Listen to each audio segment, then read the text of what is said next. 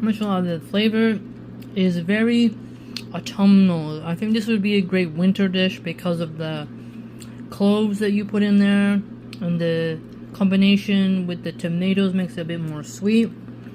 I think you could serve this over mashed potatoes or polenta. I'm very happy with it. You could even add in some heavy cream and make this a cream sauce. So, very cool Mennonite recipe. Satisfied. Hope you're doing well. Take care.